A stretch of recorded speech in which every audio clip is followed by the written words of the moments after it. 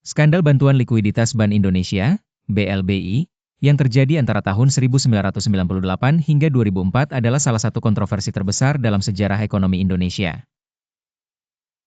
Dengan nilai kerugian mencapai Rp138,44 triliun, kasus ini melibatkan beberapa lembaga penting seperti Bank Indonesia, DPR, dan Badan Penyihatan Perbankan Nasional, IBRA.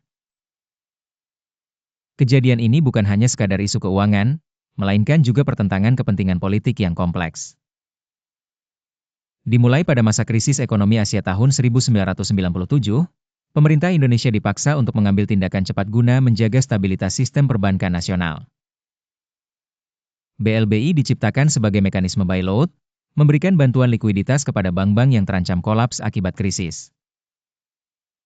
Namun, seiring berjalannya waktu, muncul berbagai penyimpangan dalam penyaluran dan penggunaan dana tersebut. Sejumlah pejabat tinggi dari berbagai lembaga terlibat dalam skandal ini. Tidak hanya berakhir pada pemeriksaan, banyak dari mereka ditetapkan sebagai tersangka, termasuk sejumlah pejabat dari IBRA dan DPR. Setia Novanto, seorang politisi yang kemudian terkenal terkait kasus korupsi lainnya, juga disebut-sebut terkait dalam bagian dari skandal ini. Proses hukum berjalan lambat dan bertele-tele. Dalam persidangan, terungkap bahwa kurangnya pengawasan dan kontrol yang ketat terhadap penyaluran dana BLBI telah membuka celah bagi penyalahgunaan kekuasaan. Kombinasi dari tekanan politik, kelemahan hukum, dan sistem perbankan yang rapuh, menjadikan investigasi terhadap BLBI sangat kompleks dan syarat kepentingan. Skandal BLBI menawarkan pelajaran penting dalam tata kelola dan pengawasan finansial.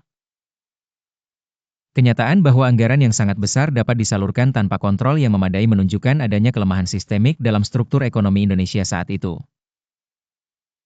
Dampaknya tidak hanya merugikan negara dari segi finansial, tetapi juga menurunkan kepercayaan masyarakat terhadap institusi keuangan dan politik. Kini, lebih dari 2 dekade setelah skandal terjadi, BLBI tetap menjadi referensi bagi penegak hukum dan ekonom sebagai studi kasus korupsi besar yang perlu dihindari. Meskipun banyak pihak-pihak yang terlibat masih belum sepenuhnya bertanggung jawab, publik terus didorong untuk lebih kritis dan waspada terhadap pengelolaan anggaran negara.